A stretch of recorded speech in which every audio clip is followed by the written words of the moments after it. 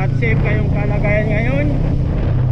Ngayon ay araw ng Sabado, Black Saturday, ang Holy Week. Pag-usapan natin ngayon yung road rage. Kung nanonood kayo ng mga balita, kung mapapansin nyo sa mga balitang ito, halos kaliwat kanan yung road rage. Kakainitan sila sa kalsada. Halos lahat ng tao ngayon naiinit din ang ulo sa kalsada. Hindi kaya may kinalaman dito yung init ng panahon.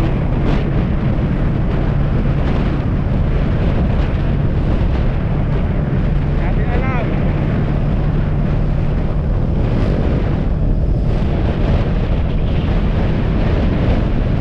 So, bakit nga ba umiinit ang ulo ng mga tao ngayon? Malamang dahil ito din sa init ng panahon. Masyado silang nabababad sa labas, nakapektuhan ang kanilang mga behavior.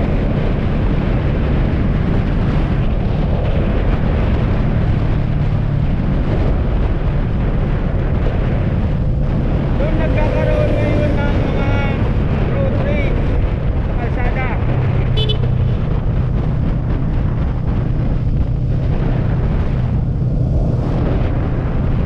Isa pa ang nakikita kong reason ay stress sa trabaho.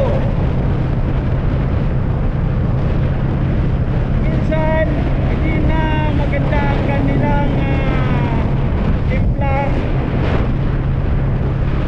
sa trabaho, ay ngayon ganun pang silang makikita ganun sa kalsada.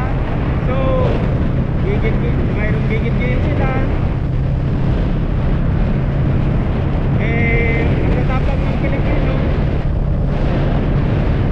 Road rage na yun.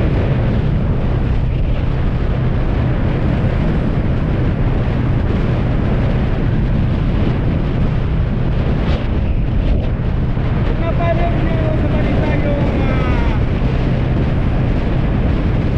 isang road rage na kung saan sakot ang isang pulis at isang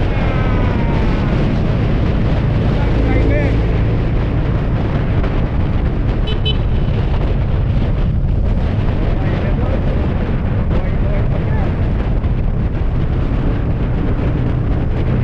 So balik tayo.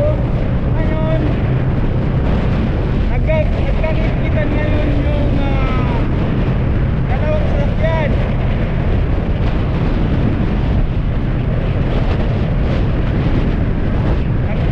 Yung isang sasakyan, ang driver ng isang sasakyan, naglabas siya ngayon ng isang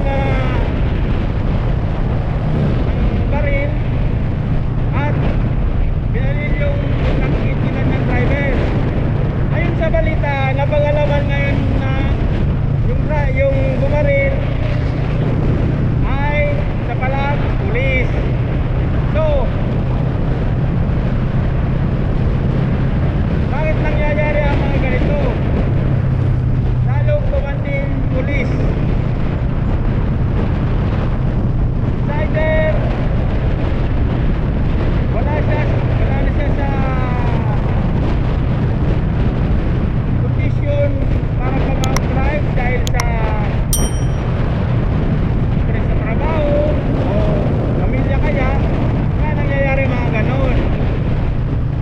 Pero hindi dapat ginagawa ng mga pulis o sino man nakakaliforma ang mga ganong bagay, kasi sila ang dapat nagtatanggol at nagpapatupad ng batas, pero pas sila pa ang lumalabag dito.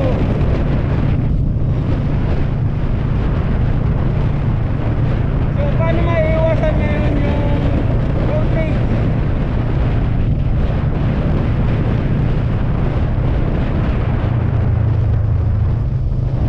Kung maka-encounter ka ng mga ganong driver sa daan,